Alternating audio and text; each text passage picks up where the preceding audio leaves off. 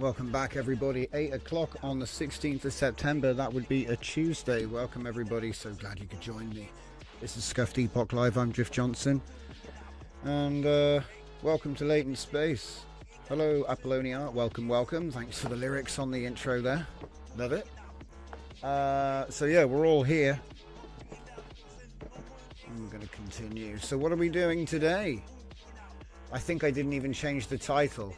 Well, guess what? There's new Agentic aesthetics up on my ENH repo. We made like 4 or 5 in the last couple of days, and the last episode... In fact, wait a minute. Is it? No, that's fine. We are. This is 249. So 248 contained tutorials, so did 247. So if you want to go back, you'll be able to see those there. Hello, Full Dive. How are you doing today? Yeah, I know I was a little late posting up the link today, so I'm glad you all saw it. Hello, Fernicar. Battlecruiser operational, liked and subscribed. So yeah, we've done good, guys. I think I might actually take the chance to actually, like, maybe we should document the history of Sharona today, because we've kind of finished her project now. And by the way, these are model outputs which haven't been stylized yet, because if you remember, way back at the beginning of time, we originally had this to be a watercolor with ink, yeah? So an inked watercolor is what it was going to be. And then obviously because AI, blah, blah, blah, we have to try and deal with each thing. So the last step was that. So how about we jump into the slideshow of the final outs. So it starts off with the best accuracy we can possibly get. Now there is going to be some additional sort of variety here, because obviously we're not using a trained LoRa to start off with, but there's advantages to that. We get some really nice things here. Now these are there's some sci-fi in the background for some reason, but anyway, these are all evaluation. So we're doing a little bit of a Sharona review, because we started off with nothing. We started off with nothing but a story, and we've perfected the character, made her consistent. We've tested her ability to be put in different poses, different environments, and all this. We're even testing her ability to be made with a model which doesn't actually have a trained LoRa. Yes, it did. Midjourney started. Yes, it started in Midjourney, and then it's like at least three, yeah.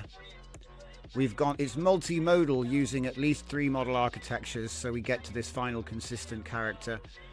And like I said, if we want her to have her outfit, we can. She can obviously wear whatever we want.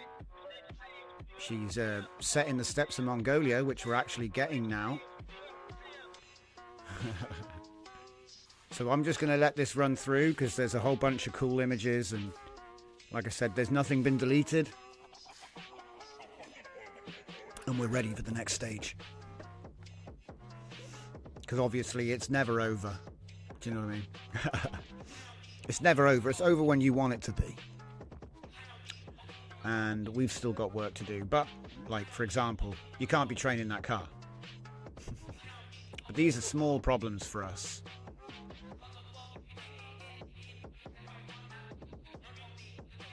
I'm actually going to be like a little bit more relaxed on like rules about what's left in the thing. But here we go. Now we're into the final target style. So her face is super photorealistic, which is a bit, you know, you would expect it to be sort of more cartoonish. But that's kind of the style here. We're trying to do a rich cartoon style, which is basically like, I don't know, it's not really a photorealistic face, but it's because we can, we're doing it with AI, so we can. Like, the reason they don't draw faces with detail is because it takes too long. It takes too long. You'd be there forever.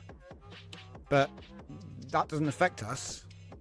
So we've got the black outline, we've got the watercolors. You see, it's watercolor with ink lines. That was the art style we were looking for, and that is what we've got. So I'm very happy. And what I might do is put together a little piece showing like a sample of each image, each stage, and then like basically just the model tree of how we got here. You know. Oh, that's a bit of a weird error. So obviously I'm showing you everything. We're not cutting anything out.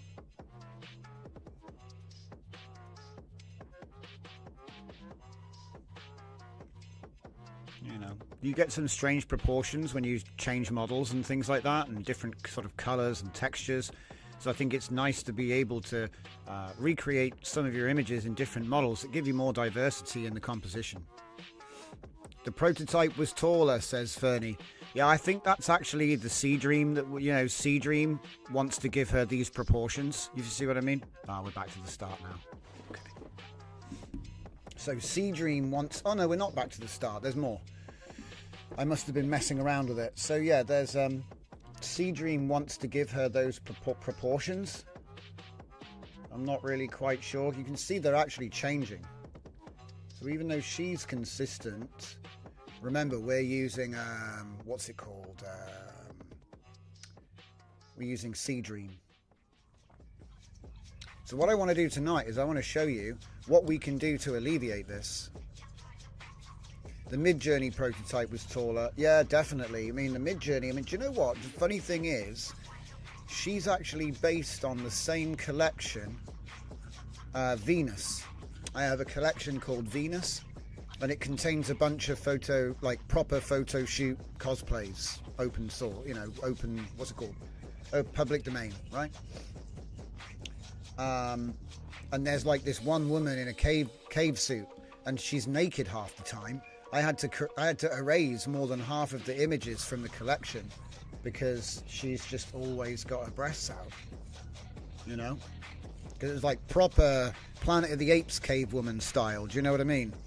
And so what we've done is we've taken like the most safe images and trained on them, used them as influences. It's like a big we probably used like six stages of IP adapter all the way through to curation and retraining.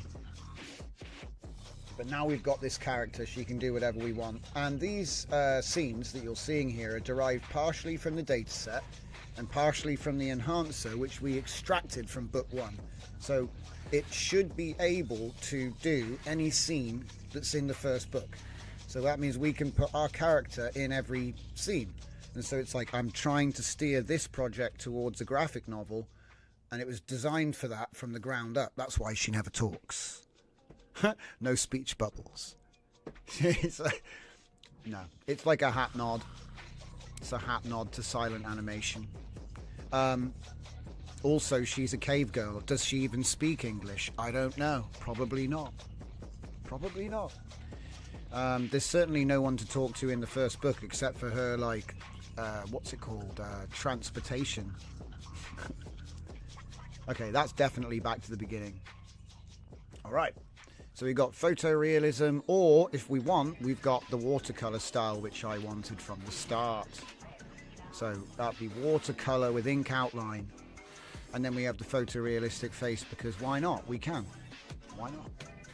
All right. So how did we do it? For anybody that wasn't here, let's just run through it backwards. So at the back, we have the WAN 2.2 upscale, which is running 4 steps, 1 CFG, 0.31 denoise. We're using 256 on the tiling. We're also using 1.5 shift. See, tiling 256. Here's my LoRa. It's 1.0 strength. I'm running a pre-trained Sharono character LoRa, and that's the V5 version. It should be up. I wouldn't be surprised if I put it on Hugging Face. We're using WAN 2.2 T2V A14B low noise Q8. You can use Q6 or even Q4 with varying levels of quality. I am using Hypertile, which everyone forgot about. I match my tile number, my tile size matches Hypertile, and you put that before everything, immediately after the model, before the LoRa. Right. What else? Oh yeah, I use my image size adjuster V2 to go to, well, actually, I'm saying Cascade here, and I'll tell you why. It's because I've been messing around with different models. But we are going to be going to not 4K, which is 2880 by 2880, but 3072. Now, I know it's technically below it in order because of the alphabeticism. 3072 is actually bigger than 4K. All right, I know. At the time, yeah. Anyway. We also set the max width to 8192 just in case we get like a really big image and we don't want to mess with that. I'm using Langso stretch with multiple of 0 because we've already covered the downscale factor here. Alright, so that's your 50% upscale after whatever it is you made. Well, it might be more than 50% actually, but we're going to be generating in 2K, so upscale would have to be more than that, right? So like I said, I was messing around with the runware nodes, so I was messing around with Flux Dev Redux and Flux Dev. All right, but we're not going to be messing around with that, so I'm just going to get rid of that. We're going to be using the native nodes, all right? So prompt goes in there, and where's the image? Oh, hang on, I'm doing something fancy. Let's keep going backwards, all right? So obviously we're going to be getting inference from a node, which is nice because it makes things less complicated. We're going to be putting our image, this is an IP adapter. You can have up to 10 images here. So we might actually play around with that, but for now I'm just going to put the image in, and you'll see what I'm doing with it in a second. So that's the settings. Take note, it's 21:9. All right. Okay. Obviously, we're going to set our thing, so I'm just going to go back here. Sharona Live. Oh no, yeah, Sharona Live. I might have to change a lot of stuff in a minute. So Sharona Live. I'll get to the prompt stuff in a second. Have I got the wrong one on? No, I've got Sharona. I must have forgotten to change the project name. Okay, so down here, what's going on down here? It looks like a right mess. Yeah. Well, let me show you what I've done. So you're probably normally used to looking something like that. Okay. So when we want to put our image into this workflow, we've got a choice. We've got an image IP adapter, right? And when we're loading up an image, let's say we're loading this. We're not, but let's say we were loading this image. Well, if I put this into an IP adapter, it's not just going to give my characters. It's going to give this bit, the yellow line, the text, the grid, right? It's a lot of stuff to inject. So what I do is I do an InspireNet RemBG with a colored image on MTB. And we're going to use that colored image, white, as the background layer. So we're going to strip it and only leave what's left. And 9 times out of 10, that would be your little character on white. Which means that we're only giving it these tokens. Okay? Because it's going to see, usually it'll ignore on white. Sometimes it won't. That's just bad luck. But yeah. So we're going to obviously scale that image, that character on white, down to go into the Olama, because he's only small, bless him. We're going to be using intern VL 3.54 billion for our vision model, but we're also sending the image to the ByteDance, right? So let me just make sure that's connected. We're going to get not the full image, but you know, the one that we've made on a white background, right? Now, because it's an IP adapter, it should see that as a character reference, and we're going to put lots of them into it later. But for now, there's just the one there, okay? So single reference. Okay. Now then, looks like I'm shrinking this image down. Okay, so some models get funny about the size of things, and so I've got an extra thing here so I can pick it being a base 1024. But at the moment, it's 26, it's fine. So you can also do all kinds of other stuff like cropping with the So let's get to the prompt. Really what it is you have an output prompt, you have the Olama node itself, right? And then which is obviously LLM, and then you have the input prompt. Okay, and that input prompt has a little rule here which we looked at yesterday. It says enhance this image caption according to the system logic while providing no feedback or commentary in the single line paragraph format enhanced prompt, and then a colon. So then it will basically input whatever it is you put in there, whatever it is that's coming out of our loader, which is a matching pair of an image with a caption. It's going to go in here, then it's going to get processed by our system prompt. And we made this yesterday as well. Our current system prompt is the Sharona Character Scene Enhancement System, which basically knows what the character is. It's been trained on all of the captions for the model that we're feeding it in. It's also been given a bunch of rules, so it has to put like Sharona Woman, the trigger, in front with a whole bunch of her character features to promote consistency. And that, here's the quote, so it has to put that first. Okay, and then for the actual landscape descriptions, they were taken by making Claude read my entire book twice with deep thinking. We made him think hard while he read it again. He read the whole book and made the enhancer so it understands the environment from the story into which we're placing our character, which is what the book is. So that's essentially what we've done. We've basically made ourselves an illustration agent, which is like lore accurate, I guess. A lore accurate, yeah, prompt enhancer. So then all you need to know is that we're going to be sending a combination of these images into either the IP adapter or the LLM, and then, yeah. So now the last piece of the puzzle is, how did I get that style? Well, turns out not all models can do it. Seedream can, Flux can't. It's an interesting one, that one. I bet if you gave it a watercolor Laura, I bet it would be able to do it, but it's not really a big deal. If I can do it this way, it's a means to an end. So, but basically the character, this set of captions were clean because they were WAN'd. It was done in WAN, whereas the V4 captions still had that strict. Yeah, look, I'll show you. So the V4 captions always end. Every single one ends watercolor style, graphic novel, illustration, detailed ink, line work. Now, I could just add that to the end of any prompt. I don't need to use this prompt set, but I think it illustrates the point that because this model knows what that is and is good at that, that's why it works. You know what I mean? I get it by virtue of the fact that this model does know what that is. Oh, I forgot to actually...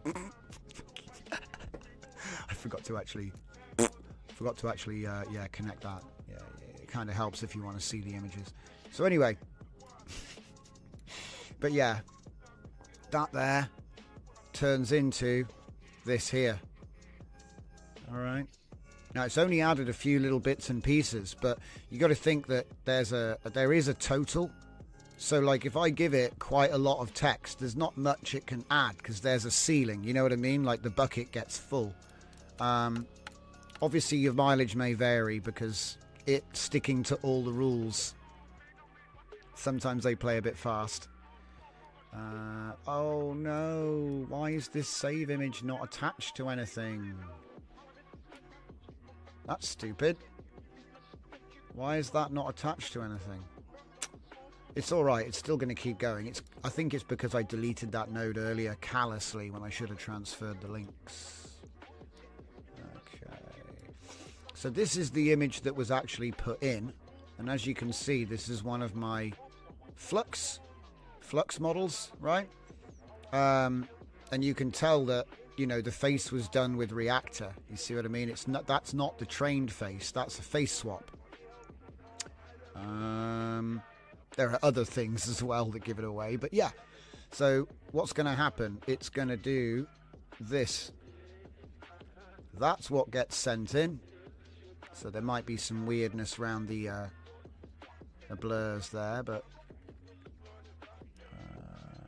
yeah, that wasn't attached, so we don't get to see what it is until it's finished, unfortunately. Okay. But yeah. So anyway, we're going to end up upscaling. We're doing only 4 steps. You can obviously upscale. What I like to do is save both. And in fact, I'm using Boyo's paired saver, and we're going to jump into this area in a minute and see what's there. It seems to have changed its name as well, which is fun. But that's probably just me loading up an old workflow. Essentially, yeah, I know Flux has an IP adapter, but it sucked. The one I used, the Flux Redux, sucked, man. Like, it was the images it was making they were okay.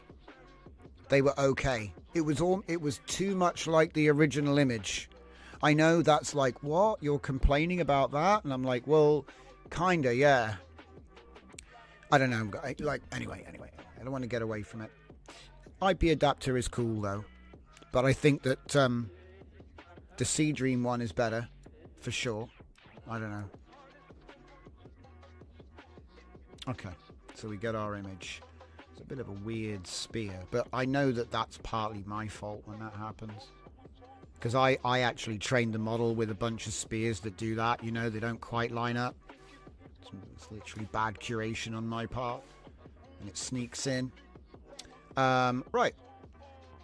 So I wonder what it'll do with that, because she's partially missing. That's not a great image for a MBG. See what I mean? Look. You got to hope she's sitting on something. It might figure it out. Oh, it's doing something. You have a newer one. They have a newer one, not the Redux, but yes, carry on. They have a Flux IP Adapter Plus. I wouldn't be surprised. See, the thing is, I saw that somebody in the community has made a Flux IP adapter, which has been they've adapted it. Do you know what I mean? They've adapted the adapter from something else, and then it apparently works better. But when I went to the guy's repo, it was gone. So maybe he sold it. Stone Sage says, "Can you post your playlist?" Do you know what's funny, mate? Here, let me show you. This won't be there for long, by the way, guys, because I'm building a new website soon. But if you go to scuffedepoch.com, you can actually click play, and it will play the music.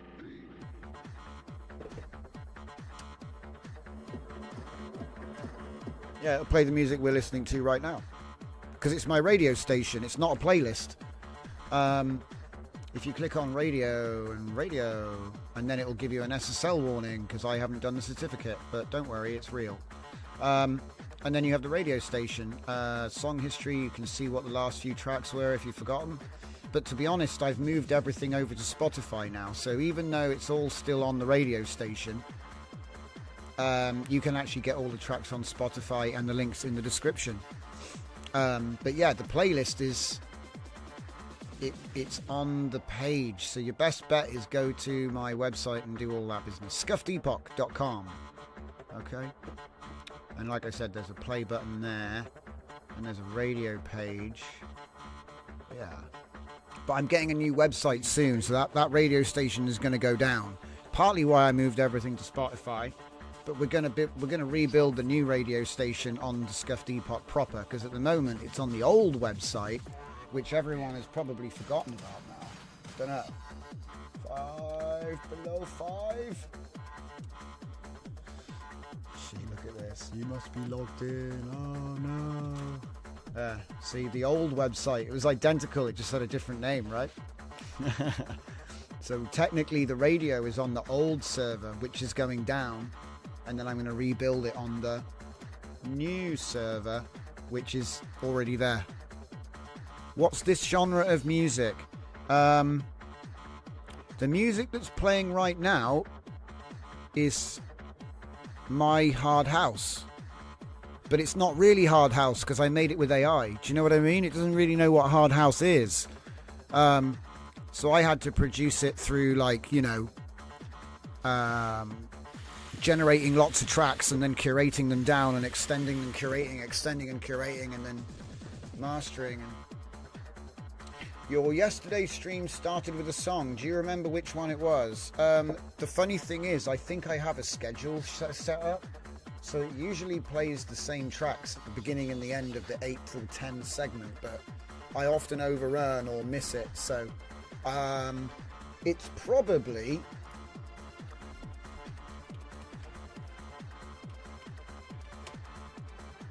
Is this going to be me or just anybody? Yeah, it's me.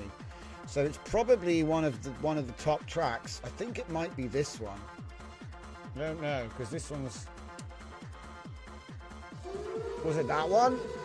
With the... Oh no, I've been... Guys, I just got DRM'd. Alright, shit. Yeah, okay, we're back. Well, I can't believe that Elgato has the... Jesus. Right, so anyway, what's happening right now is my Elgato wouldn't... My Elgato was told to stop streaming because I might have been doing something naughty. Can you believe that? It just happened to be on Spotify.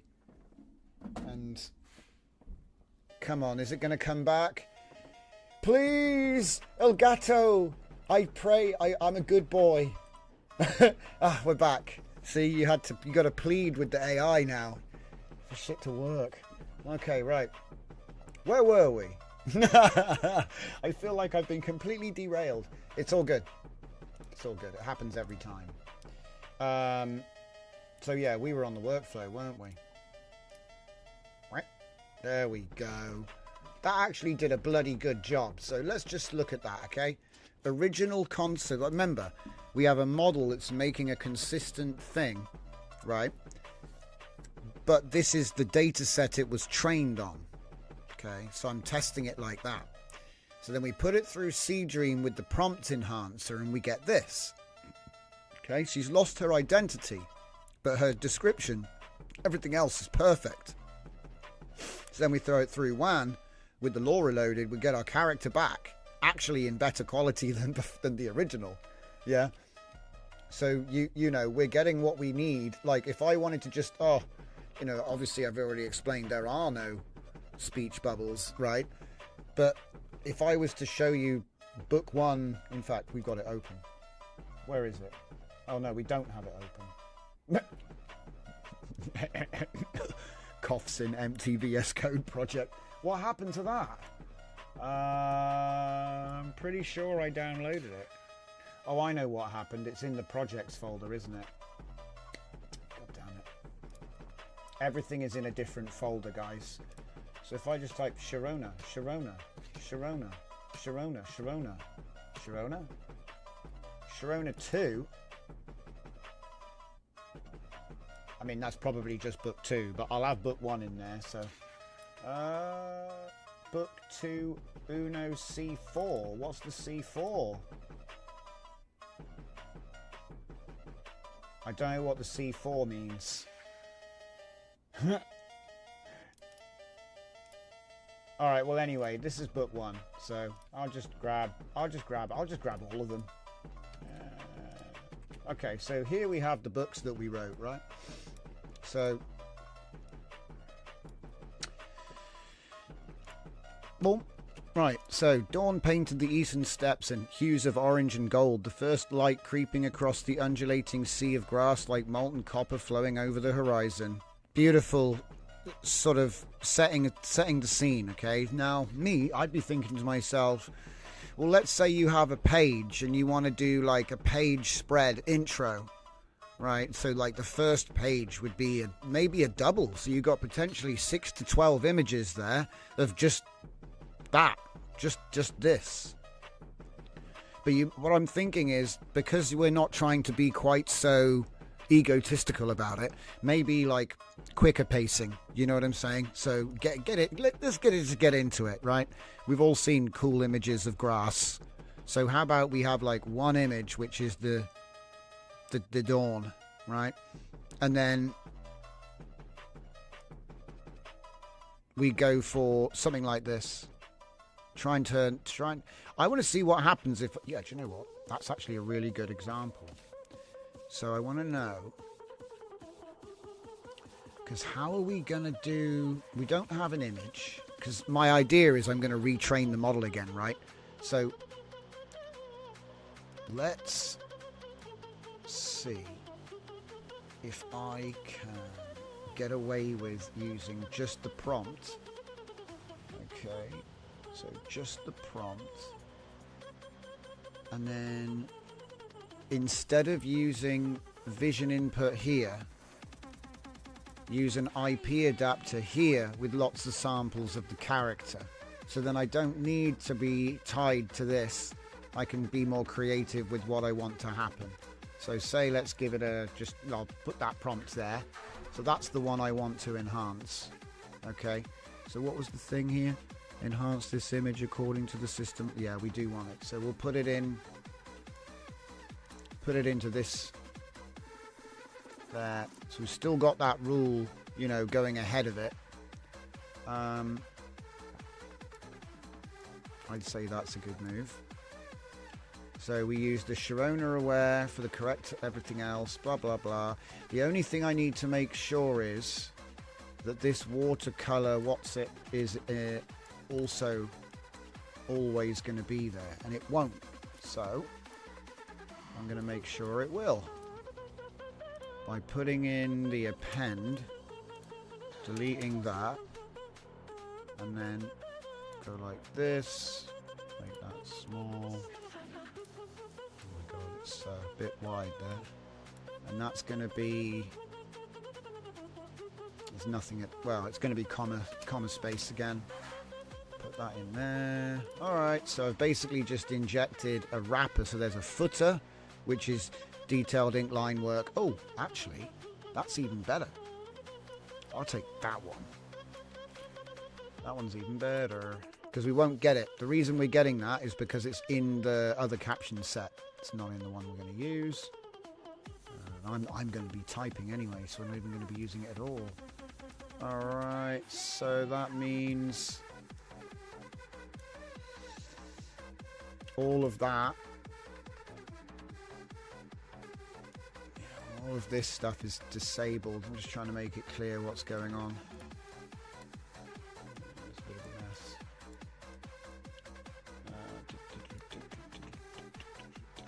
Yep, okay. So if I move this along now, we're going to make a batch. Image, batch. And is this the one that's automatic? It better be. One of them, you only get 2. The other one, it lets you add more. Yeah, this isn't the one. Batch images. Maybe I got to type it the other way around. Image batch multi, input count. We'll take KJs because at least I know I can just put the number up if I need to. That's fine. So we're going to put that in there. And we're going to just have a couple of these. Whoops. Like that. What I should have done, I should have saved all of those, all these on whites. I should have saved them. Because I bet I would have had a bunch of really good ones as samples, you know. Okay. So if I want to get some outputs to use, maybe I will find them in the folders. What's going on with the? It's being a bit crap with the, you know, letting me find stuff. Look, WAN there. It's not even alphabetical right now. What's going on? The other one's down there. Drives me mad. Windows just resets stuff all the time. I used to remember. I remember a time when you'd set something, it would remember. It would be that every time. I don't know what the rules are anymore. It's not even 122. I need to go into C Dream. There it is. So, right, now, see, and that one's by name. I think it's this one, yeah. Okay, right.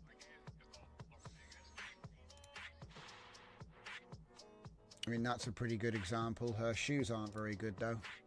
That's better, but her gloves are weird. That's good, but her head is massive. Yeah, that's a good one.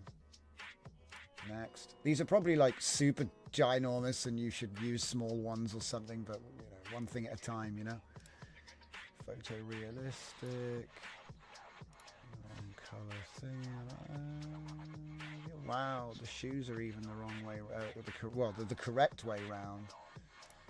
That's photorealistic. Oh wait, that one there was pretty good actually. It's a bit weird though. Graffiti.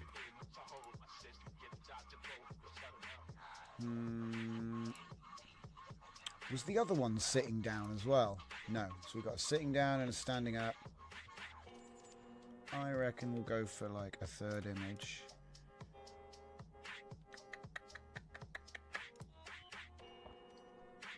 Yeah, that'll do. I'm pretty consistent.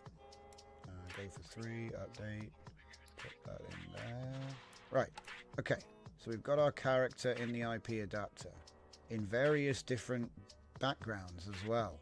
So I hope that doesn't create, it might be that I have to RemBG all of these so we only put the character in, all right? So that's one thing to note. What's that there? What's it doing? It's sending images. Where is it sending images?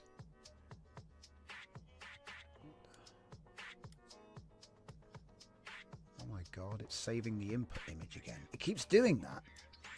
something happens to my workflow and it like stops saving the actual thing I'm trying to save. Is it even changing? Is it even saving the right prompt?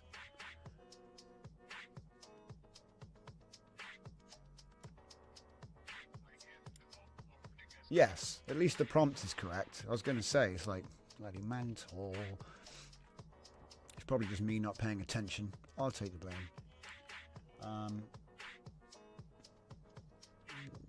Not going to need that. I'm not sending an image now. So there's nothing going in the vision. The IP adapter is set. ENH is set. We're not doing any of this jazz yet. We'll probably have to do all this jazz for all those images in a minute. So let's just see what we get. It should be set up for the prompt. Did I plug it in? Yes. Okay.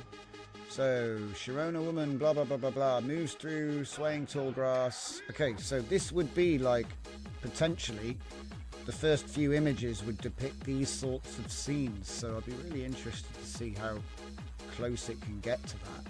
So she's just walking through grass. That's what we're aiming for. Walking through grass. You would hope that it would be something it can do, right?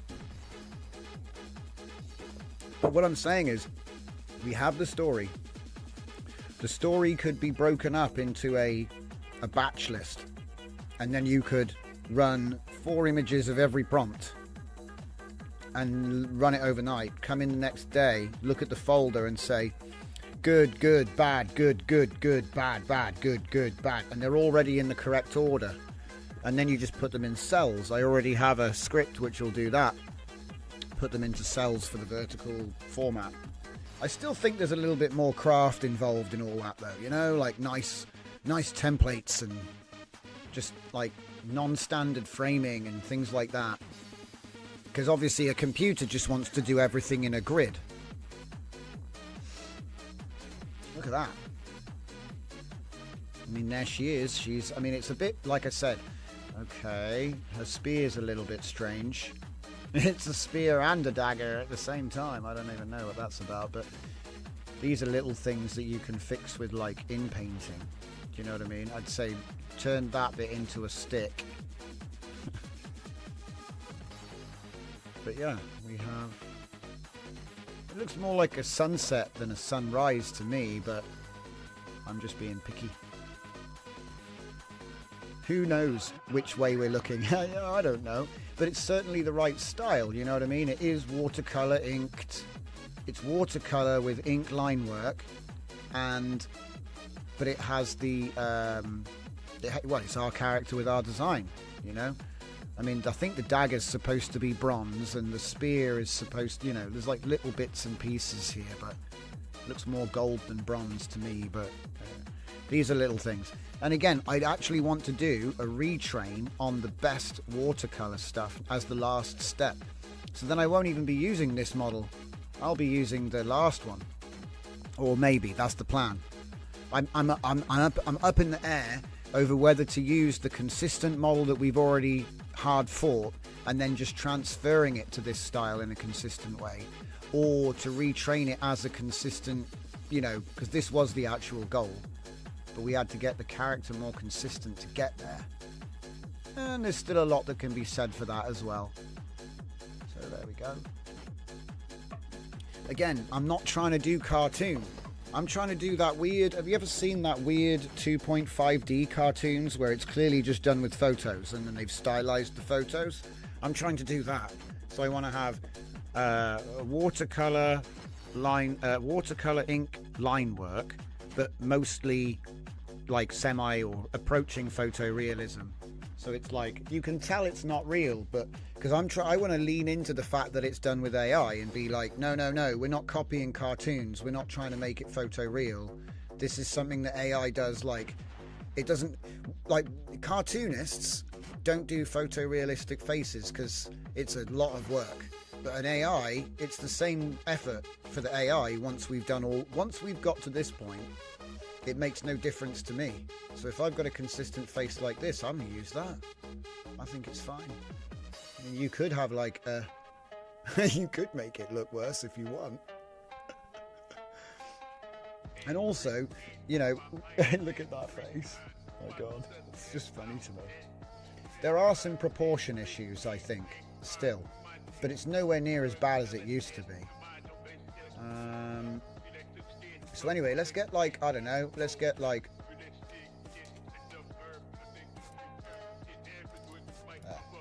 let's get a couple of those. I just want to see how they look. But if I go back to the story, I mean, look, if you say you were reading, you're not going to read this anyway. Because that's the thing about visual. When it's visual, it's got to look visual. So rising sun illuminates, I mean, it's not. There's a lot condensation. I mean, look, it tried to do condensation in the air. Did that make it to the final? Yeah, I guess it's like tried to do some kind of weird white bit. All right.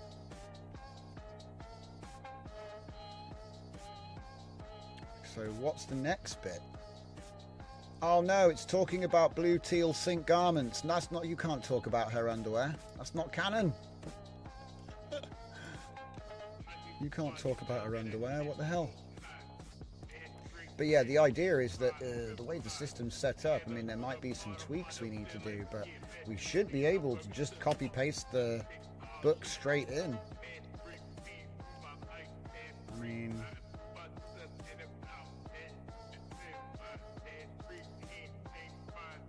that's a little bit more cat-like, but it's given her one cat ear. It's out here like poison snake. But that is a good image. And it's much better than the last one. So the spear is like kind of short, but it, you know what I mean, it's nice. And then again, for some reason we've got gold and bronze, but these are little issues. The watercolor is so nice. Man, that's so nice. And then it kind of, you know, as you get closer to the camera, it's turning into ink work, right? That's kind of what I was looking for. You can see the same thing here. I'm going to switch over in a minute. Oh, I'm very happy with that. Very happy with that. I think this will work. It's just a, you know, because you're like, how do you automate something like that? And the thing about this story is she's just migrating south. So it's a big nature thing. Big nature time. Ooh, maybe we could find a bit which is a bit harder. And then we'll make an image that will be so good that I'll never be able to make it again. And then I'll lose it and it won't even be in the book. So that sounds like a great plan. Let me see if I can grab... go like that. Yeah. Right. What happens if we go to like page 2? Yes. Yes.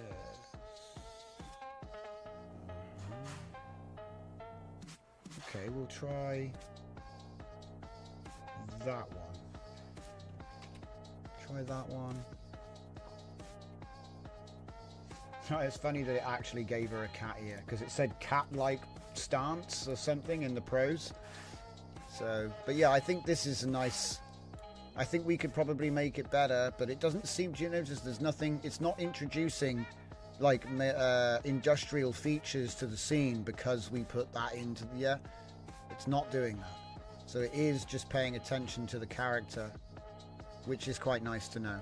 Because do you know what I mean? Like earlier IP adapters for like Flux and SDXL, if you put something like that, there would be a building somewhere because there was a building in the inputs, you know? And that's why we had to do the RemBG on white trick. Basically map the background out so that you've got just the character to focus on. But then the early IP adapters would give you everything on white. So you'd be like caught running that fine line. So yeah, what I'm going to do is we're going to see if we can do the tiger scene because that's quite a tough scene and I've never trained a tiger. So let me see if I can just find, is it there? Competition had become confrontation. Yeah, these are solid, guys. Like, I could just crop this into a comic style book, you know what I mean, if I wanted to.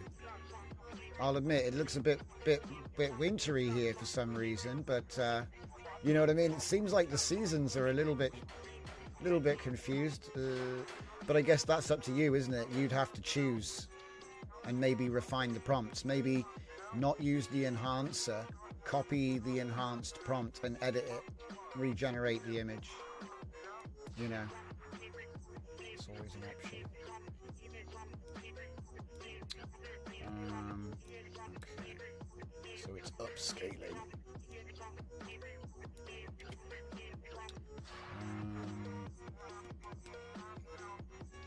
Does it say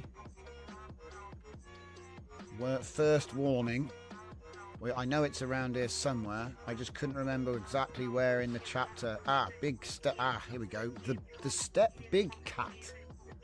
Is that a thing? It's a character. It's not really, but you know. I was trying to do a bit of a Mongolian Jungle Book thing at the end of time, guys. I was having a bit of fun. We always have a bit of fun. So the step big cat stood 30 paces away, its massive form a deeper shadow against the twilight landscape. Larger than historical big cats with thicker fur and enhanced muscle mass, a product of 10,000 years of natural evolution without human interference. He does love going on about He does love doing exposition all the time. Its shoulders stood higher than a man's waist, with paws that could crush a human skull in a single strike. Its eyes caught what little light remained. Twin points of cold fire. What? Okay, what? It gets a little bit clever, but it's fine. We're having fun. Cat's breath formed vapor clouds more substantial than her own. Evidence of the greater mass that required greater... Yeah, we're going to have to do an edit on this book, guys. It's a little bit too technical. He was breathing out. Evidence that he had lungs that could absorb oxygen. Excuse me. AI writing is so much fun. So anyway, but it did exactly what we told it to do. It just tried to show off a little bit inappropriately at times, I found. He's a little bit sycophantic, the AI, you know. He likes to go on about what a great job he did. He's like, I've just written the best book ever. It's kind of funny to read the feedback that you get. I usually turn it off because it's a bit like eating too much ice cream. Okay, where are we? Ooh, yeah, there we go. Nice little upscale. See, and there's another important thing about this as well. What I'm showing you is a 21:9 over. It's 4K plus. This is 4736 by 2048, but it's in 21:9. So that means that we can take a tall crop. Okay, we can take a portrait aspect, and it'll still be bigger than 1080p. Do you see what I mean? Because the 1920 by 1080, right, or 1080 by 1920 for portrait. So, you know, our image is just like way bigger than it ever needed to be. And so if we wanted to take a frame of this in different cuts and sizes, width, height, doesn't matter. We can just take whatever we want from that. There's another one. Ready for battle. Like I said, it really does understand what we're trying to do. What's it? Fernicar says he tried to change it from sycophancy to and it did. And then it gave you both. He's like, I did such a great job not telling you how much of a great job I did then, didn't I? You're like, what? AI is awesome. Yeah, it becomes an echo. Yeah, he starts just sort of giving himself a good pat on the back. You know? My favourite one is when he tries to build software, it fails, and then he writes you a really long report about everything he did and how well everything works and how this is amazing. And then you're like, it doesn't work though. Doesn't work though, mate. We've been having some issues with old Claude lately. I think he's running on divided attention. Or something, maybe divided intelligence, I'm not sure, but it happened to ChatGPT, so it was only a matter of time. I think that increasing thinking tokens and asking him to think harder should help. But you know, we didn't need to do that before, so. Oh, hello. Lovely. That's another banger. It's the character in the outfit and now in the canon location. You know what I mean? Which, when you think about it, that's the whole goal. You know, you've got a character, you want to tell a story, the character lives in a world, and it was easy to do the character, but then efforts to put them in a world would be met with frustration because your character wouldn't actually look like your character anymore, or the world would be sort of out of control. And we've done a whole bunch of coaching sessions and live streams showing this process live over many days and start to finish projects. We've done it many times. But Sharona is an example of a 100% from scratch built character, which was designed on a story that we wrote from scratch too. So it's literally out of thin air. It started in Mid-Journey, was trained into Flux, was curated several times to make it specific, more consistent, get rid of the stuff we don't like. And then that was retrained into WAN. And now we're able to use the WAN upscaler LoRa to bring our character back. It's like face fix style. It fixes a whole bunch of stuff in the process of upscaling it from any model. So we have an agent that will do its best to try and coax Sharona out of any text-to-image model, and then we throw that image, whatever it came from, into our upscaler system. And if you get that denoise balance just right, because we have our pre-trained LoRa and it's all aligned, you know what I mean? So the prompt that we're putting into Seedream is the prompt that we really needed to get a good WAN prompt. It's all about alignment and transforming the text. But the nice thing is it's automatic, so I don't really have to do much. And so then when it comes to the point of we want to do some scenes for our graphic novel,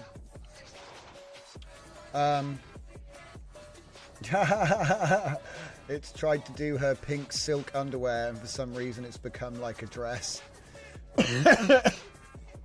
Love it. I'm really loving Seedream's ability to do this sort of stuff, though. This is really impressive. It's so good.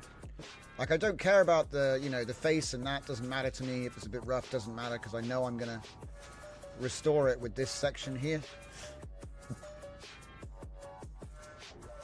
I'll just leave it on there for a second. So it's kind of like, it looks like somebody green screened a photograph into an imaginary world, and that world was a CGI watercolor-esque, you know? Which is fine, that's what we're going for. A graphic novel. Because I thought, you've got the book, and you could do a graphic novel, which is basically like pictures with text. So it's not completely silent, because you are giving them the story as well, but you'd have like pictures for every page, you know what I mean? So it's like a side-by-side thing maybe. But I have to look and see like how long that would be. Because you think, oh yeah, that sounds like a great idea. But when you actually work out the logistics of it, you know, like say you've got 6 chapters across 70 pages, and you're going to now do, say there's five paragraphs per page. And now you're going to say to it, oh, I'm going to make a full size. Well, you can't do that, can you? Because, you know what I mean? Where's the text? Because you're going to have a page of text. So what, you're going to pick a paragraph? So then you're not going to do every single... You see the difference?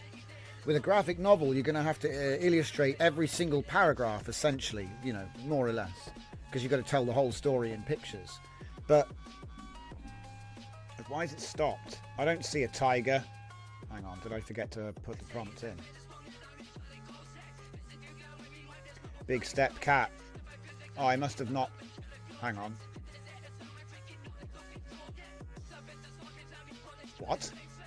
She's meticulously maintained the fur, removing the parasites and treating that... There's some strange stuff going on here, guys. She's done what now? Maybe I need to remind him that he's an image prompt enhancer. Okay, it looks like it's actually doing the thing now. Yeah. big step cap, larger than light. So I don't know what's going to happen. Uh-oh. I don't know if this is going to work because there's no Sharona in the scene. It might think that she is the cat. Whatever way it's going to be, like I said, it's always fun. We'll figure it out. So yeah. But yeah, she started off as Mid-Journey concept. So we got some Mid-Journey ideas from just the whole, you know, cave woman with an orange fur skin outfit. We got it very basic. Cause I did have some photos, you know, to base it off of. But we didn't use them for training or anything. And if we did, it would have been a very, very early stage. Like, I reckon that's probably what I used to make the Mid-Journey in the first place. Like, you know, what was it called? They had a new feature at the time. It was like an ID. What's it called? In Mid-Journey, you have like, you can put an ID reference or a character reference or something in, and you can, you know. So I believe I did something like that. Some kind of convoluted Mid-Journey process. Oh, okay, no faith. No faith. I don't even know what I was worried about. Well, I am worried about the upscale. I'm still worried it will turn her into Sharona on the upscale. But that's not bad. We have our Panther-like villain threat thing.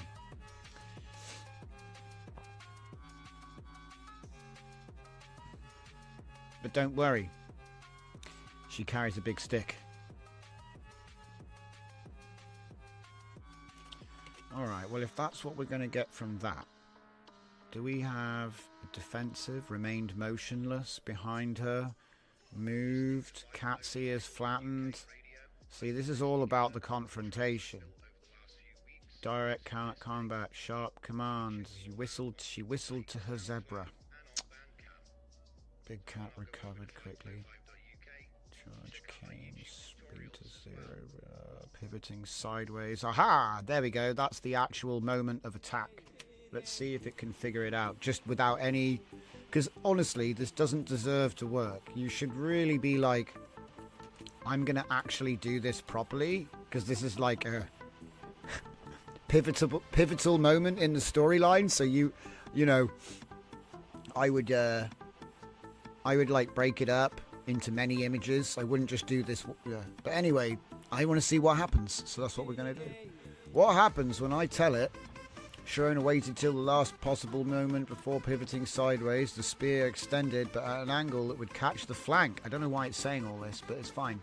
Cat's momentum carried it. Basically, the cat jumps and lands on the spear. We get you've seen it in the movies, I'm sure. The cat jumps, and she's just holding the spear.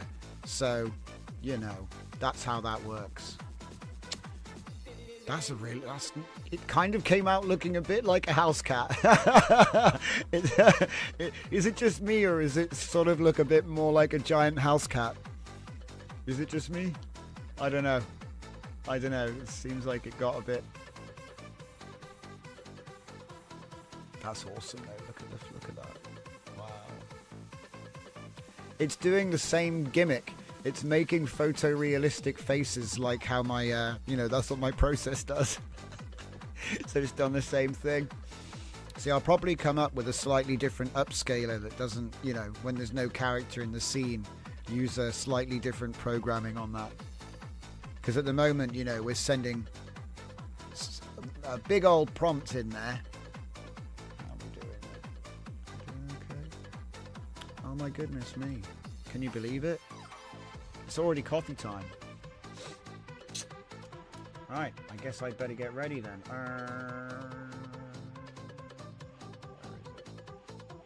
Get me for Sharona glass coffee time. Uh-oh.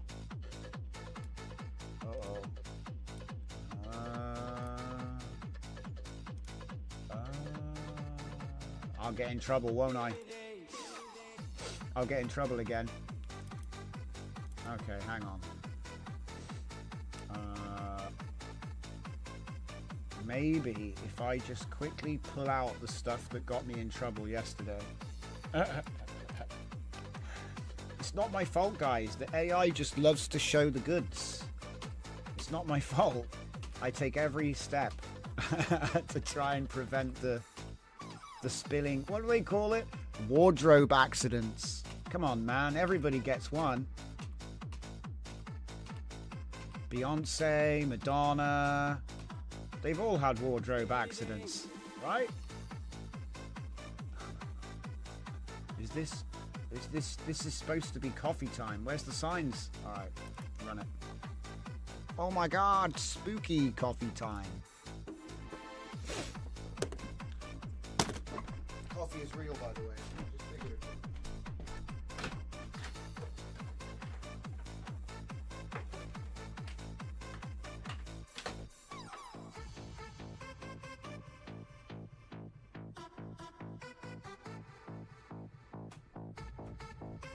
Oh, sheesh.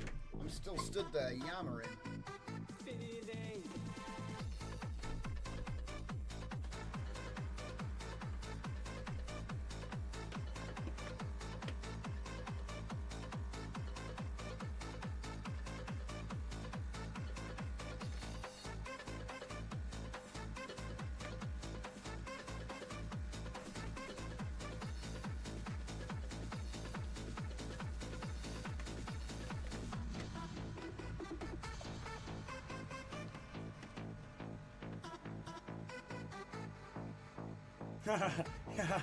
Hey, look, it's written in Welsh.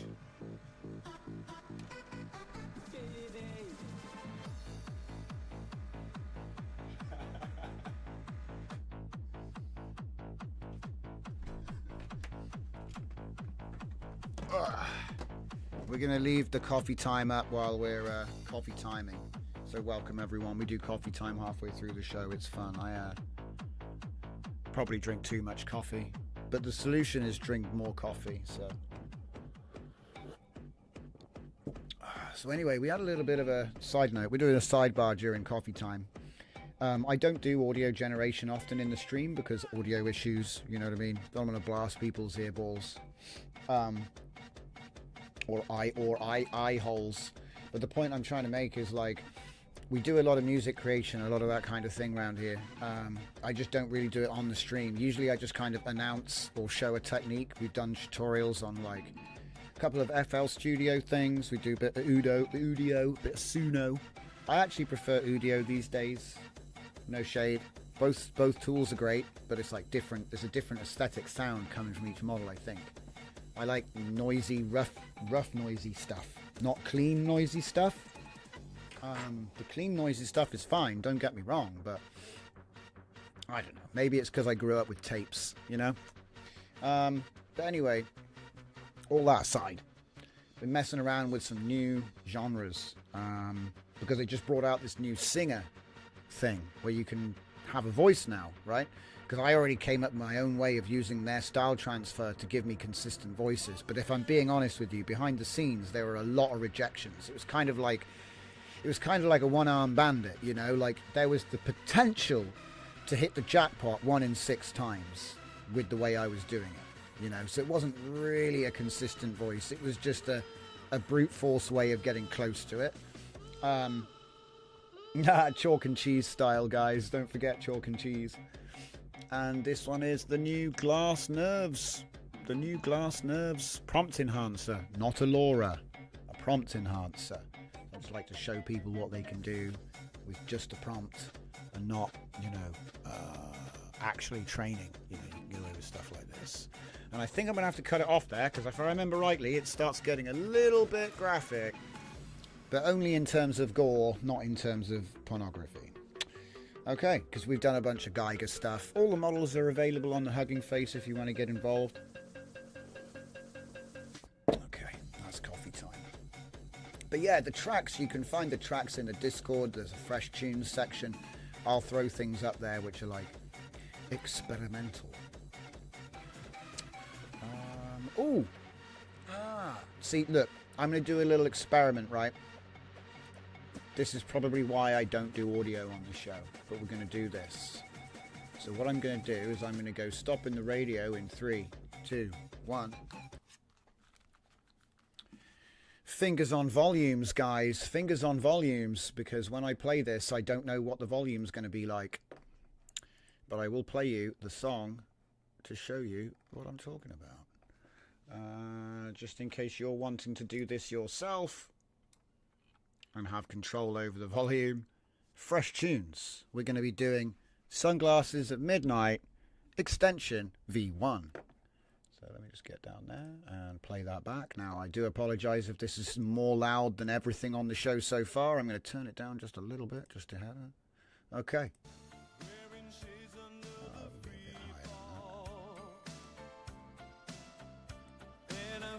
There. I'm not pressing.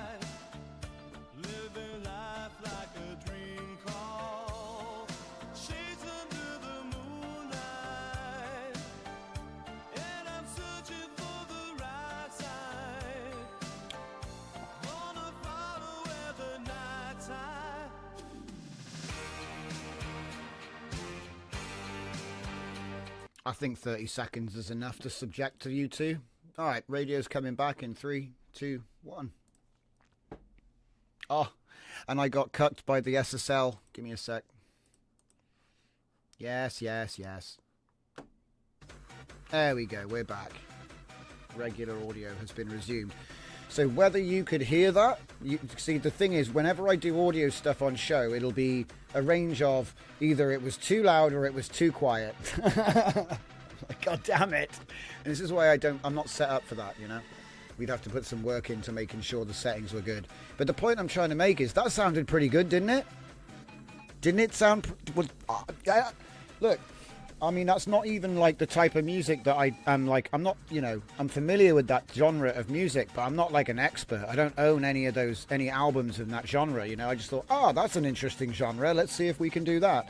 And we used the genre names, we spun a few songs and then picked a winner, used that as a style target, and then generated some custom lyrics, okay? So we went through all that stuff. It was just pontificate. I made some songs pontificating about being in a queue. It was kind of funny in that style. I'm stuck in a queue again. Brilliant. But anyway, AI's fun. You can do anything you want with it. We just like to sort of push and see what can be done and then see if we can tie that into something we're already doing. Okay, how's she looking? So again, doesn't look like it did the thing to me. Did I actually put the new prompt in there? Waiting till... Yeah, it can't do it, look. It can't do the more complex stuff. But then there's no mention of a tiger here. Maybe if I was to take all of it, give it a lot more to play with and see what happens. I think personally you're just going to have to actually write out, you know, you're going to have to write it out and composite it yourself. But because what we have shown is that no matter what you have, you can pretty much get it to where it needs to be. So, you know, like this isn't my character, but it's wearing the right clothes and it's got the right hair color. You know, it's the same build, you know, it's the common features are there. So then all it has to really do is, you know, get the style and the face ID. That's all it really has to do. It tightens everything up though.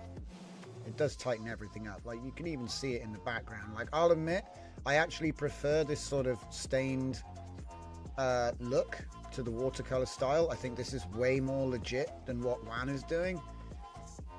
But I can't say that that doesn't look good though.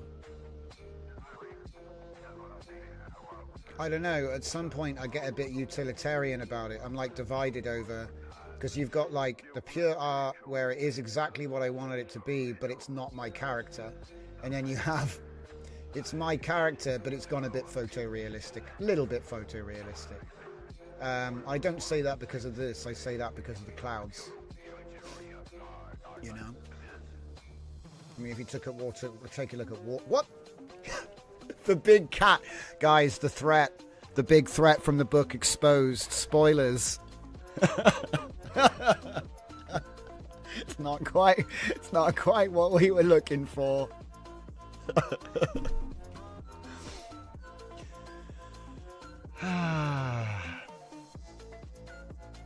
Yeah. Okay.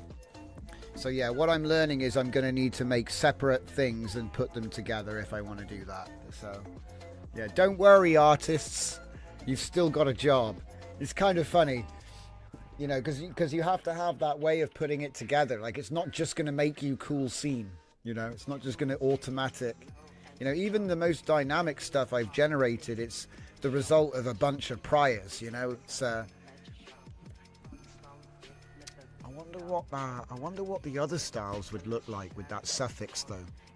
I'm going to do a bit of an experiment next, I think, because I've never done this style with Thora, so I'd be interested to see what happens there. Shall we merge her with anything else? No, just that one. So obviously I'm going to change my trigger, and then trigger and Laura changed, right, for the project, just so I got it in a different folder. I'm terrible about this. I need to do this like more. Well, I'll never find the damn stuff, right? And obviously we're not doing Sharona anymore. So again, this is what your workflows look like when you have a bunch of system prompts that you're wanting to switch between with your LLM tool. And that's why I came up with the Zenkai ENH system, which is basically an MD based loader, so you can put them all in a folder and then just choose them. So I already have a Thora.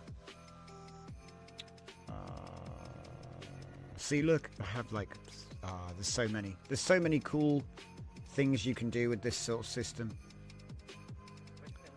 So if I just find Thora 4-shot dynamic, let's go with Epic. Let's go with Thora Epic. Yeah, why not? It's gonna go in. I need to get a reroute to make this easier. I hope it lets me do it. Sometimes it's like, nope. There we go, because I don't want to be opening and closing that all the time. Okay. So, right. So we've got our Thora ENH Epic.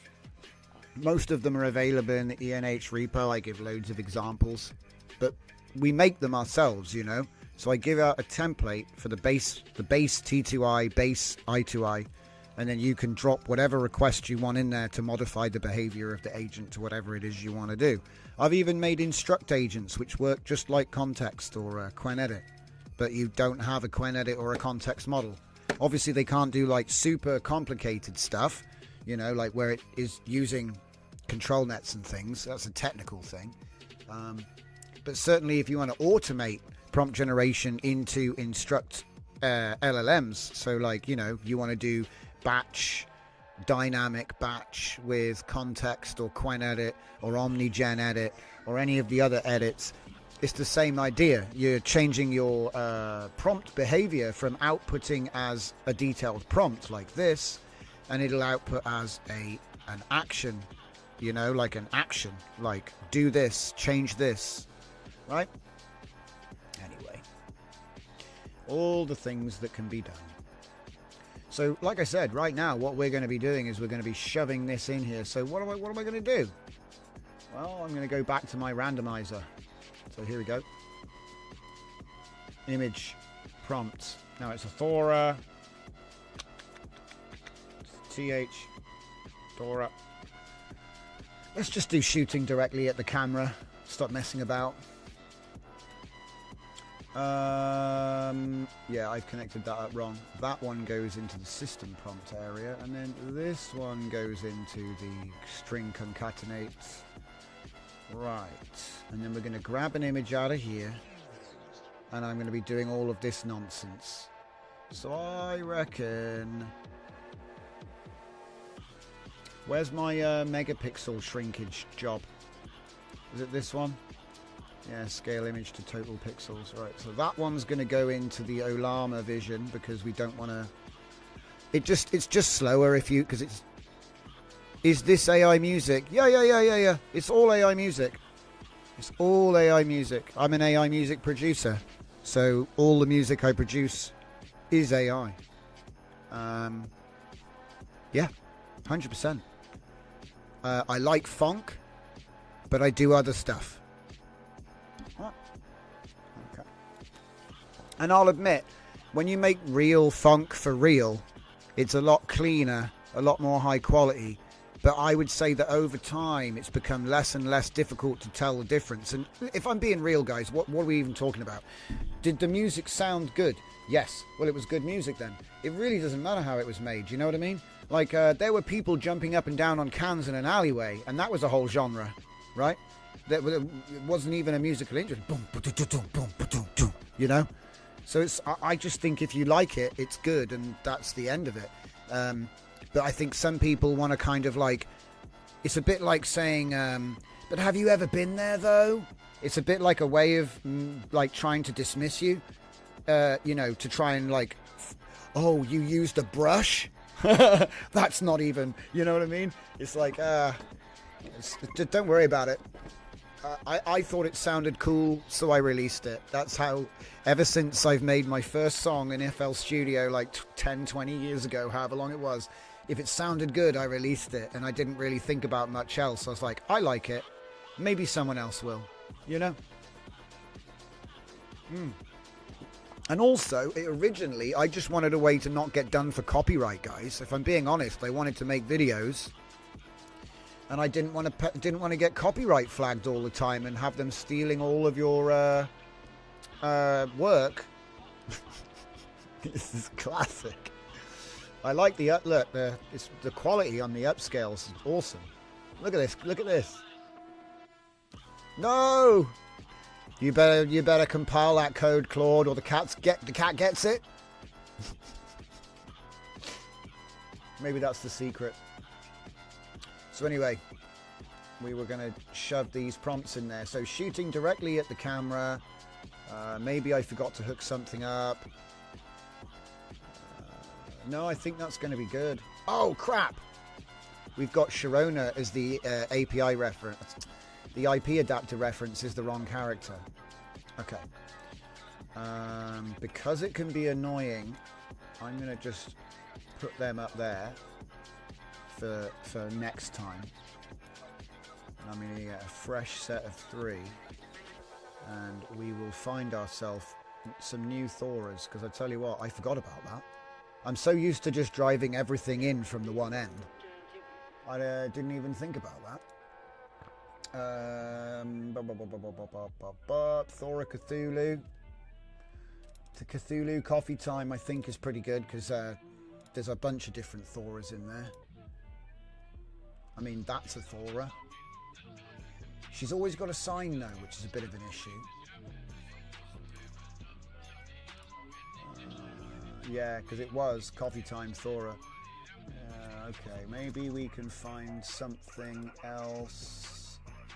Ah, yeah, here we go. Easy. Easy. We'll be able to find a bunch. That's a pretty good one. That's a pretty... Whoa, okay. Maybe not that one, actually. That's a pretty good one. I'm going to get ones that are like nice, high-quality close-ups if I can find them. Because there are a couple of templates which are like real close-up. Like that one's a good close-up. And then you want a full body shot somewhere. Maybe something just shows a bit more physique. Preferably in the right outfit, or the same outfit would be even better. Getting there, getting there. Oh, that's a half-naked Sharona. You got to watch out for those. Exhibitionist AI. Is that better physique? I need a good, really good example of physique. That's pretty good. It's a pretty good standing pose. And then maybe something a bit more dynamic. Maybe less dynamic. Yeah, that's pretty good. The outfit's crap, but it is dynamic. So we've got a close-up, a pose, and an action shot. I think that's bare minimum for an IP adapter. Look how confused it is. It's trying to do Sharona. Look, it's Sharona style Thora. Because, you know, red hair, but it's got the outfit. It's actually pretty good. Dude, I'm not going to lie. That's actually... Wow. Yo, yo, yo. Aku Satif in the house. Cats are good for YouTube. What? Wait a minute. You trying to tell me generating cats will get me views? Wait a minute. So if I just make a 24-hour live stream where I just generate cats... What? Wait a minute. It can't be that simple, guys. It's not. I don't believe you. It can't be that simple. Maybe we should do it. I just put a Cato randomizer live stream 24 hours, 24/7. Just leave it on. What do you think? Probably work, you know. I dread to think what the power bill would be. Maybe we can find a way of doing it power efficient. Oh, and it's been thorified. You see the thorification process? You see that? It's just my character now. Is it like the best? Is it the best example of a Thora? No. But that's because I accidentally put a bunch of the wrong character references in. AI Jesus. Ah, so there's already AI Jesus. Probably telling you to be better. It's not a bad idea. Although you might be good already. I don't know. What? Oh, that's a shame. Stop. And start again. I'm not going to upscale that. I mean, you could have just edited that arm out, actually, thinking about it. Ah, crap. Yeah, I should have actually just done it. Because some of them are okay. I mean, that's weird, isn't it? Or maybe you just take her back arm out. You'd have to make a choice anyway. You'd have to make a choice. Will I share this workflow? Yeah, 100%, Aku. AI agent acting as your surrogate doing random cat pictures. A brave man would do AI gods. Which one? I tried a lot with your nodes but couldn't get it used to IP adapter. Yeah, the IP adapter is a bit of a... It's fun. The IP adapter here, it's part of the thing. Really, it's used so you can give character effort. That's not good. I need to do better. I need to do better with my examples, guys. Maybe I've got better examples of Thora in another castle. That's not even there. That's not even anime. It's gotta be anime.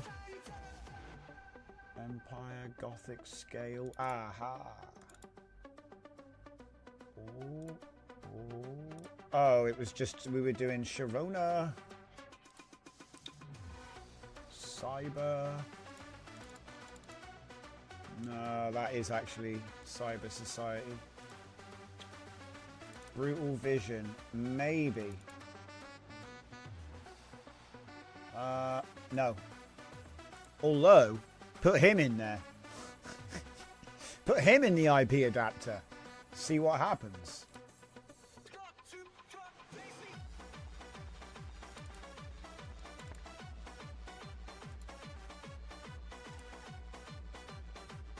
Nope.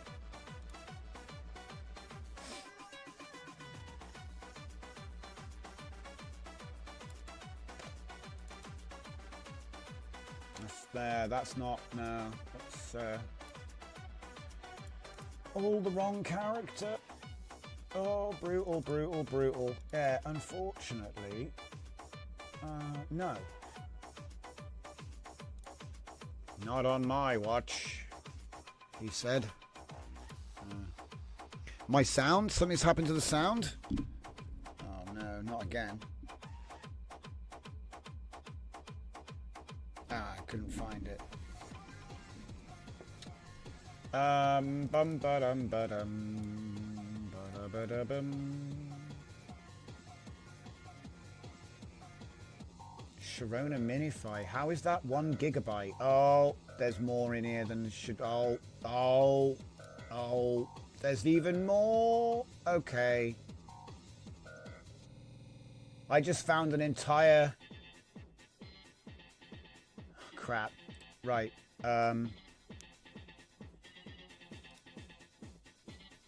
Right. You know when earlier I showed you all of the stuff I made? It was more of it hiding in this other folder. Yeah. Alright, let's see if we can start from there. So yeah, we've got more of it basically. You know, whatever slight variation we get from the original is what I was after, because the problem I had with the set I was working with was the backgrounds were stale. Oh, extra legs. Yeah, the backgrounds were stale and didn't make no sense. And... Ah, she's taller, Fernicar. Look at that. They're not always short. I think it's literally the base model that does it. Yeah, definitely a longer body. Do you see what I mean? Definitely a longer body. Like, you can tell. Like, I was going around different inputs.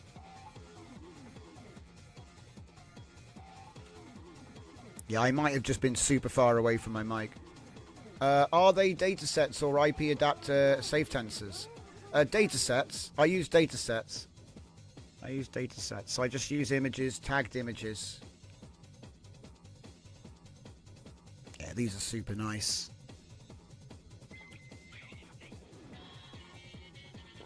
You get some weirdness with like the weapons, but I figure in painting accessories isn't such a big deal. You know, if you even were going to bother, actually. It looks like she's got a spear with a lump of rock on the end of it. I don't mind the old tech everywhere. It's actually okay. I got a couple of China flags as well. No, not yet. There's going to be ones. Yeah. Just every now and then. Pumpkin infection. Pumpkin infection. We did so much effort to try and get rid of the pumpkins, man. They just kept sneaking in. Oh, that was a good spear.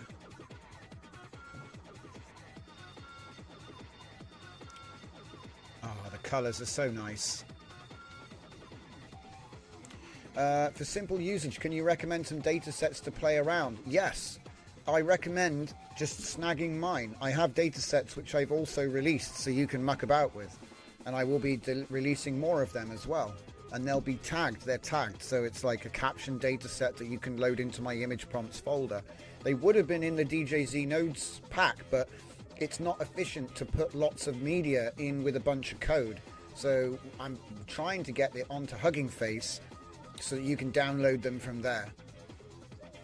But obviously Hugging Face is a great place to get any kind of, you know, Yeah, Hugging Face. Here, I'll show you at the end of this, when we finish looking at these images, I'll jump across to Hugging Face and show you, because every account has the ability to upload datasets or models and more, but you know, it's like a feature.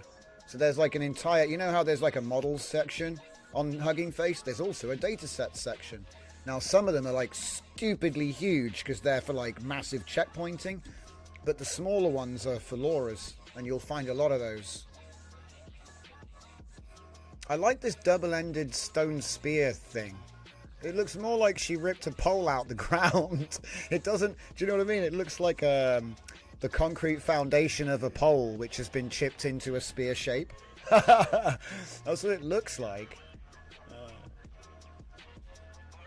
Are we going round and round in circles? Have we already been round and round? I think we've already been round and round, guys. Yeah, look, extra leg. But then the thing is, it might be that it's just been round and round the same images a bunch of... Now, we've definitely seen these. Yeah, we've definitely seen these. All right, so there you go. You've seen the goods. You've seen the goods. What was I doing here? Oh, yeah, we were thinking about different references. I do have... do you know what? Yes, I got it. If I go back to output WAN... WAN, and then I'll go down to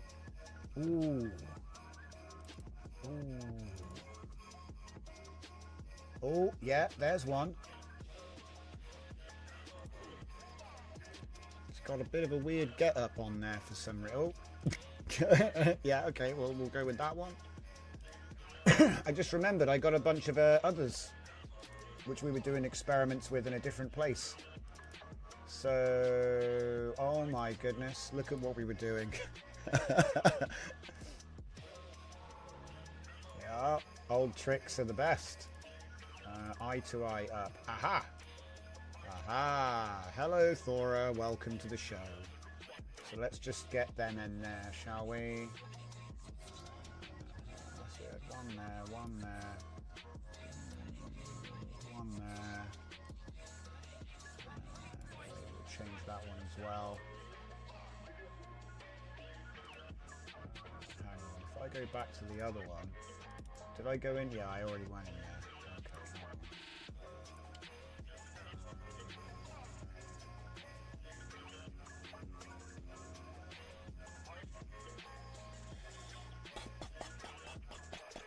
Going back in time in a major way. Is it that one? No, that's not even that's not even what I'm looking for. Okay, what about this one? Yeah, that's a Thora. And she's had special effects done. Actually, this is a good point. I just want to point this out. Can we open this, please? Okay. You see this image? There's something about this image that you might not immediately notice. See it? It's not just an image. It's had my cathode ray and it's had RGB split. Just like that. See? And the thing is, when you put these sorts of effects in, you didn't really notice. I guarantee that you didn't really notice until you really went, hang on a minute. It's got like a silvery look to it. And you're like, why has it got a silvery look to it? And if we zoom in on the arm, look at that. Look at that. Yeah, super grain and noise. And RGB split. It split the red and the green look. RGB, chromatic aberration. And it makes it look like it was captured from a screen and maybe it's from something, you know? I've gone a little bit hard on the RGB, guys. I'll be real. I have gone a little bit hard on the RGB. But I think it looks so legit. Because if you look at this here, I mean, I might, like I said, I've gone a bit hard because I wanted to, like, emphasize it. But, like, man, it makes such a big difference. Does this thing have, like, a folder that it was in? Come on. I want to see where the... No, show me where the rest of them were, my guy. So annoying. But yeah, so that'll be good. So 1, 2, 3. Do we have any more in there? Because, yeah, do you know what? We might be able to just get an even better one of these. Hold up. See what I'm saying? So good. But that's red. We'll do that one, though. That one's badass. And then we'll get a pose. Okay, there, maybe. Keep going. I got loads of them. Oh, my God. So many of them, guys. It's like, can we do it? I don't know. Can we do it? I don't know. Can we do it? I think so. I think we can do it. All right, let's go. I think we can do it. Whoa! Whoa! Okay, having such a good time with these new models. Yeah, well, okay, to what you just said in the chat, Aku, were they ever in the first place, though? Because to my mind, the real ones got pushed out in favor of new ones, which weren't necessarily as good. But that's an opinion. Okay. I look up to the greats. You know. Just go back to the greats. Mobius. Just go and buy one thing that was by Mobius. and just absorb it. You know, just go and find something by Mobius. Buy it as well. Don't download it off the internet. Buy it. Actually buy it. Go and buy something that Mobius drew and published. Get the proper book from Amazon or wherever they, yeah, and just absorb it. It's probably the best advice anyone could ever give. Look at that. Because it'll teach you about the consideration and the composition and everything else, the approach. Right, let's see what people are talking about. Guys, what version of Python do you use? 3.12.9, I believe, is the current version in ComfyUI, but they may have updated it. I wouldn't go any newer than that, because otherwise you'll find compatibility problems.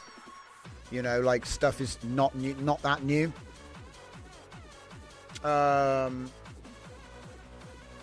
Models have red head and a handgun because of Widow Scarlett Johansson.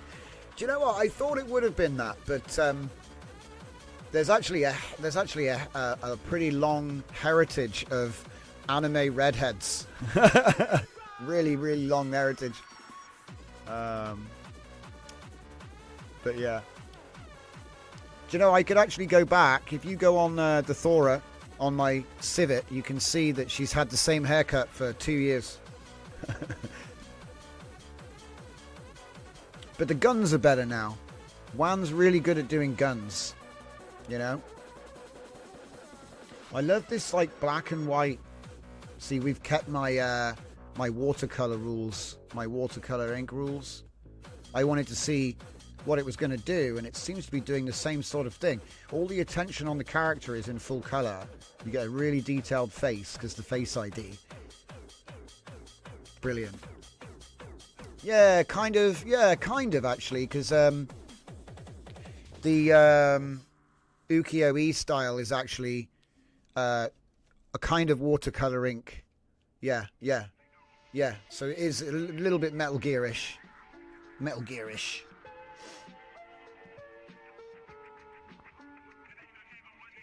It's interesting, isn't it? It's coming out like this. Okay. Alright. Do one more of those and then load up sneaking. Because like Juan makes stuff like this. It's so good. It looks so cinematic with the film grain, guys. Film grain does so much work is done by the film grain. You don't even notice it. But it looks flat without it. Like if I zoom in, you can see it. It kind of looks like a TV distortion. The nice thing about the cathode ray node I use is it does noise over time, so you can use it for video just as much as you can use it for images. And if you want, you can put custom, and you can have your own custom math expression for the noise over time effect. You can also turn off a bunch of stuff here. If you don't want anything, I would advise taking my source code and rewriting it to remove the bits you don't want and adding the bits you do want. Because it's actually not that difficult to do if you give the code to the LLM. And what I do is all of my nodes are separate. So cathode ray is a separate Python file. So you can just take it and drop it into a chat and create whatever it is you need. Now, obviously, there are some you need to know how to add it to an INI file and things like that. But using my examples, it's pretty easy to make a variation of one of my nodes. It's one of the reasons I, did so many of them, was so we got templates for almost anything. It makes it easier if you want to do it with AI, yeah. But yeah, this is essentially going to give you a noise over time, so it changes. It was designed to emulate TV. You know how different power cycles have a different fluctuation on an old TV, so we were trying to actually get that back. Why is she outside? Oh dear. Oh, look at that. Just by chance we've managed to pull this one up. That's one of the best. That was a mid-journey, and it was done. You want to know how it was done? It was generated like that. It was generated like that. And then we outpainted it to the right. And then we outpainted it down. And then we out. It was really funny how I made those images way back when. You know, they were done in a really strange way. It's why the guns don't match. It's because she was originally just a face. She was originally like that, like Ghost in the Shell style. You know, like yeah. Where else in Comfy you can use formulas? Well, you have to put it in yourself, but I do give a full markdown file with all the nodes. All the nodes have a companion markdown file which explains what all the parameters do, and if it's missing, let me know and I'll add it, because it should be there if it's not there.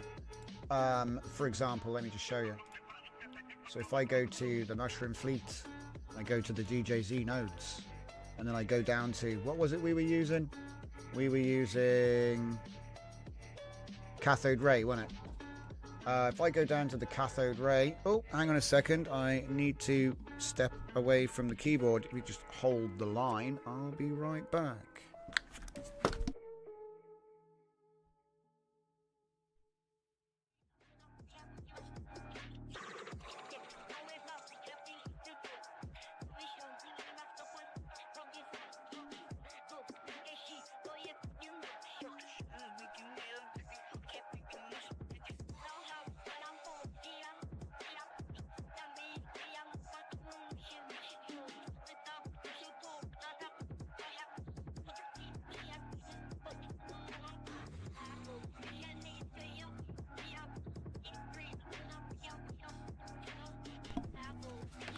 And I'm back. So yeah, I just had a little chat. Looks like there's a power drain in the office. So tonight I have to shut everything down. That's going to be fun. No remote access tonight. How will I survive? Yeah, being able to remote access into a 4090 might actually be the best thing that you would ever do if you're into all this. Because if you have your main computer and you have a 4090, you can actually generate just about anything from your phone or laptop, no matter where you are, with remote desktop. So, obviously you'll need good internet, but most people have good internet. So yeah, let's try something different here. So at the moment, I'm doing prompts for things. So how about we try something totally abstract, which would be Zenkai Desu.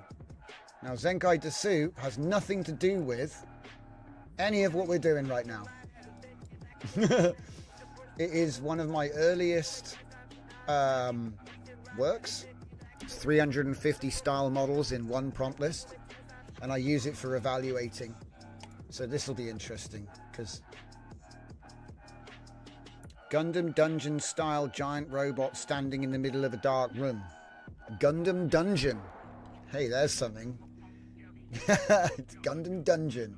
But the thing is, we're going to be doing Gundam Dungeon through the lens of epic anime establishing shot of colossal sci-fi fortress interior with towering red and black armored elements, wide-angle perspective showcasing massive circular doorways and intricate mechanical details, red emergency lighting casting dramatic shadows across industrial piping, Thor, a woman with vibrant red hair positioned in the foreground, occupying quarter of frame with detailed character design against a dark cavernous background, ultra-wide... Where's the Gundam?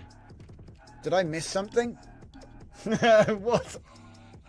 Did I miss something? Hang on. Giant robot in the middle of a room. Look, it might ignore that because it's two words slammed together, but would it? Because it's style, Gundam Dungeon style, that means nothing. But giant robot standing in the middle of a dark room, that's not even there. I think I'm gonna have to change the I think I might have to change the enhancer, guys. I mean, did it do a bad job though? No, it didn't do a bad job though. Half the little secret, half of the Thora model is actually backgrounds. So it's 100 models of character and 100 models of empty backgrounds in the same theme for regularization. So that's a little secret about the Thora model. She's actually half not Thora and half just sci-fi interiors, corridors, doors. You're lost in the workflow. Where are they going? Yeah, I'm going to bring this out. Don't worry. This is going to get released. Matter of fact, for anybody brave, I might just release it as it is right now. Let me see now. Yeah, it's totally safe. Of course, you'd have to get your intern VL or Quen 2.5 will still work in place of it. Also, I am using, you know, like image prompts. So obviously I've got my models. If I go into my DJZ nodes folder, you'll see I've got a bunch of folders with images and prompts in there, right? So I put my data sets in. Look at that. Look at that mid-journey. Look at that mid-journey. Isn't that awesome? You don't have C-Dance. Don't worry, I don't have C-Dance either. Check it out. C-Dance is a Comfy API node. When you click on your name when you're logged into Comfy, you can see your credit balance. So they do an API now, right? So that's how I got C-Dream. They do all sorts of stuff. Look, we've got VO3 now. Look at that. VO3. So the joke is, guys, we could be not upscaling. We could be, oh, you want to make a video? Do you know what I mean? We're going to be covering that tomorrow. $1.60 per generation. That's actually cheaper than it used to be as well. It used to be $3. When it first came out, what can we use instead? Offline Jajuff. Yeah, I'm using Olama Local. I'm using Olama Local. I don't. You can use OpenRouter API if you want to do that, but I use Olama, Comfy Olama nodes. Okay, so I just have Olama running, and then I have downloaded Bilifa, Intern VL 3.5 4 billion. Highly recommended. Highly recommended. These are offline. C-Dream is like the latest big model from ByteDance, so it's not available for weights. And even if it was, I think it's like 64 gigabytes of RAM, which is why it's so good. Let's see, how's that coming out then? So once we did this, oh, look at that. That's not bad. Can you believe, like, considering how small she is in this image, you see? Like, I would expect her to have no face. Because look how big the image is, and her face must be like 0.1% of the image. You know what I mean? And the thing is, imagine, like, if you're an animator, right? You're an animator, and you want to do a pan. Do I need AI to? Do you know what I mean? Do I need AI to do a pan when I have all these pixels? There's so much potential here. Because if you actually, you know, if you watch anime or cartoons, you'll notice that a lot of the time there's no animation happening. It's just panning across a big map, or the lips are moving, but nothing else is. And that's how they get that's how you get runtime. You don't want to be keyframing everything. It's insane. That's how you slump over the desk and have a heart attack. That's a real thing. So yeah, I think I kind of like what this is doing, even though it's like not working. Here, let's see this one. A painting of a man with a gun standing in the middle of a and then it just cuts off. Alright. So yeah, like I said, I picked these images as my references for the Sharona character. Okay. And then I picked these ones as my references for the Thora character. But I've got to say that if you change your, you know what I mean? If you change your mind about what it is, that will change what you're going to get. But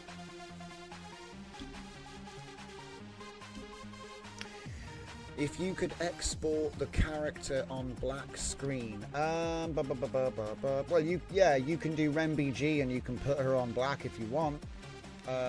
Obviously I'm doing on white because it's like it's mostly black, right? But yeah, you could totally do that as well. How are we doing? Waiting for the response. Wow. damn. It's like 40k almost, but not quite. It's like too clean for 40k. But it's that's awesome. I'm loving this sort of obsession with you know, not fully coloring everything in. You know what I mean? I'm loving that. I don't know where that came from.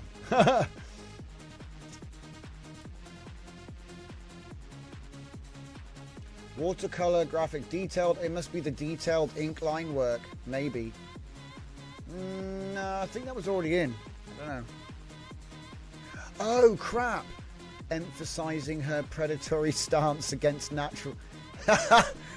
Okay, I think I found out what it is. There's still an echo of Sharona hanging around. Hang on, where is that then? It's going to be up here, isn't it? Yeah. There's an echo of Sharona hanging way down deep in the strings in the recursion layers. So yeah, I need to erase that stuff. There. That'll do it. That should solve it. I'm also going to change the prompts to something else just to sort of underscore the whole way this works. So if I come to here, we're using Zenkai Desu right now. So if I change that to... Oh, let's do something dynamic. There are some things in here that are super dynamic. Let me see if I can find one.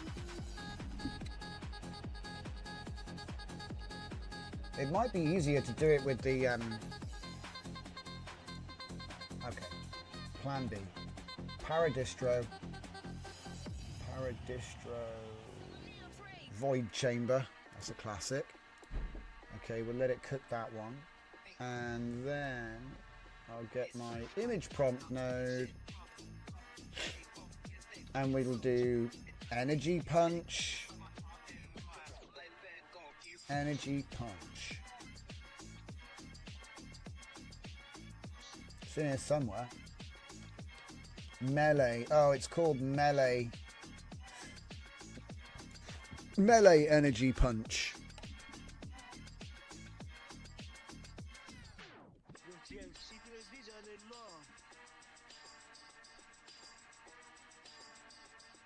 Okay.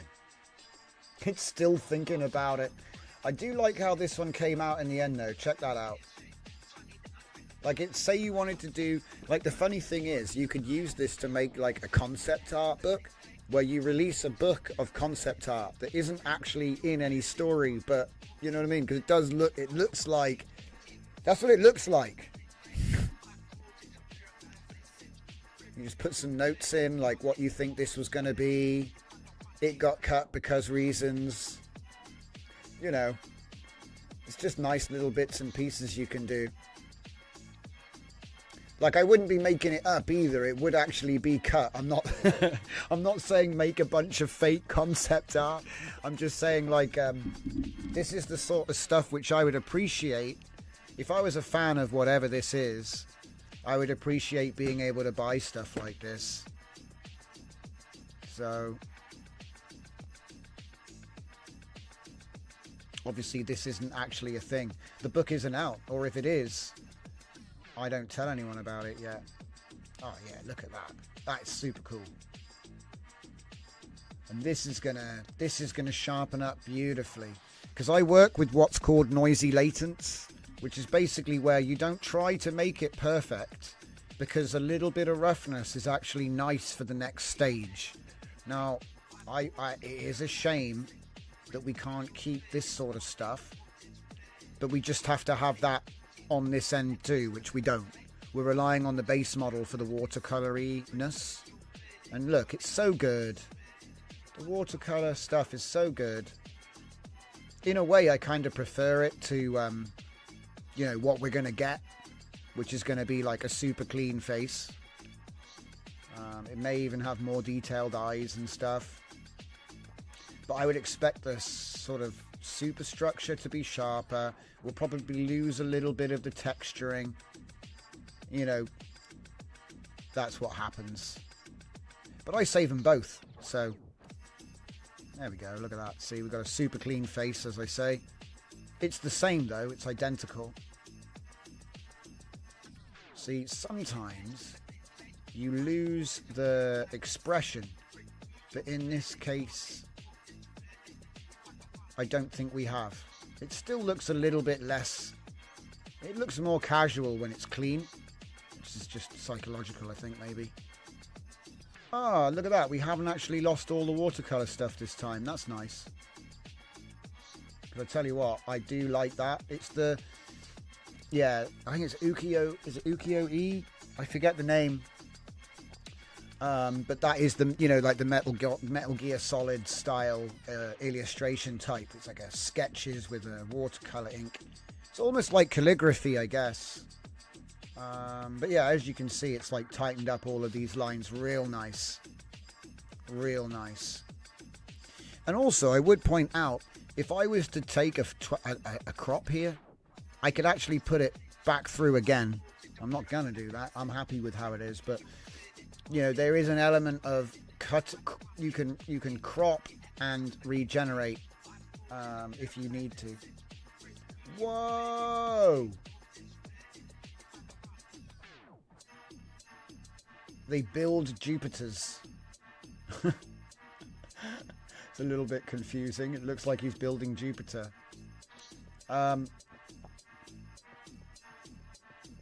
Obviously, this was a background. Where's my robot fight? Oh, colossal atmospheric processes maintain a perfect replica of Jupiter's band structure, their towers disappearing into layers of manufactured clouds. Pressure gradient maps glow along support structures, while void current patterns create visible distortions in the metallic hydrogen processing streams. So yeah, it's building. It's building Jupiter is actually what it is doing. How to build a gas giant. It's the Magrathian stuff. This was from the Paradistro. It's the megastructure prompts.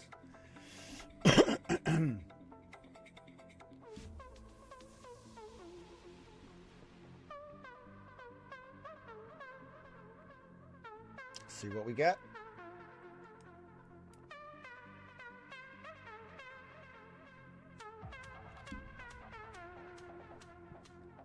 Oh yeah, don't forget to like the stream, guys. I always appreciate you all coming down.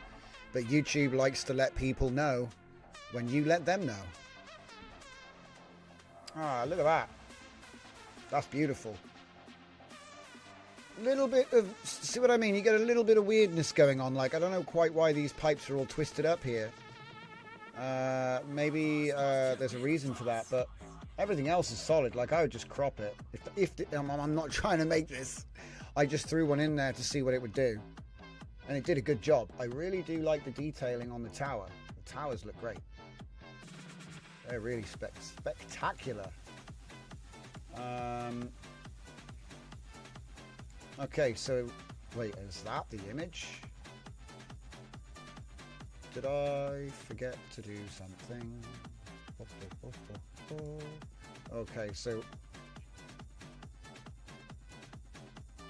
Ah, yeah, I did. I forgot to do something. My bad.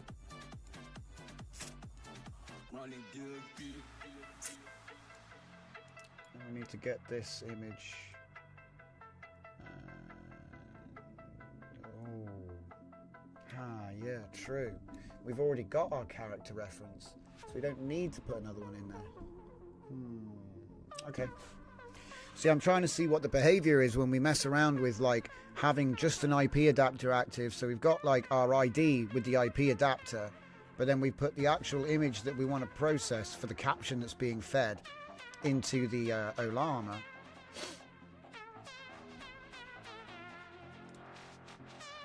And then we got these prompts, this prompt situation. Let's make this bigger. Get rid of that. So what do we got here? Whoop.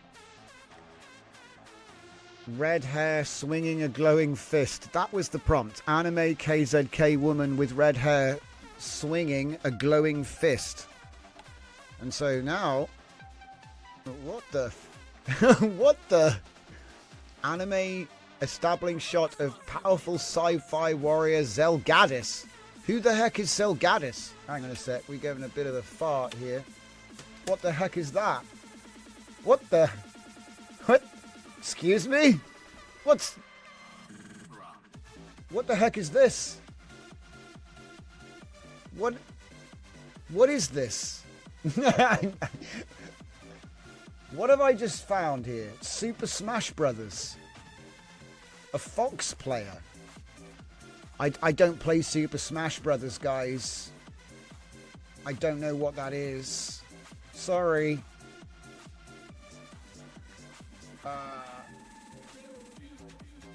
I'm more of a Mario 64 player. Is this person famous? Zelgadis? Grey words. It's from what? It's from the Slayers anime and light novels. Okay, so what's that? Sorry guys for the little sidetrack. I just, curiosity killed the cat. What the? Slayers. List of Slayers light novels. 2004. 1990. At least it's got 90s credit. Okay, 90s credit at least it's got. So 1990 to 2004. Okay. Alright. It's an anime, guys. It's an anime. So apparently, Sci-Fi Warrior Zelgadis? Question mark? Maybe. Oh, looks like we got Zelgadis, guys. I love that prompt. I love token infection. It's my favorite thing. The reason I wanted to get a bit of context on what it was before I looked at the output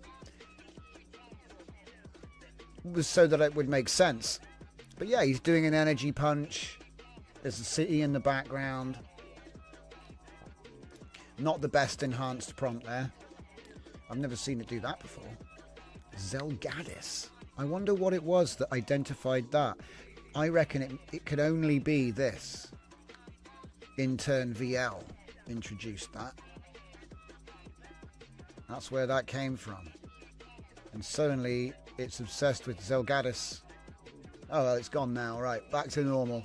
So, quarter of frame, sleek black armor, adorned with glowing red accents, poised with intense focus, manipulates swirling energy in one hand. Red light emanates from fingertips, contrasting against the dynamic white background, filled with energetic motion lines and ethereal smoke effects. So yeah, this is perfect. This is perfect. That's exactly what I asked for. I am forcing this watercolor ink style because I think it looks cool. Zelgadis, everyone. I've never watched the anime. Fans can let me know. Human curation, exactly, yeah. See, that's why these prompt enhancers are cool.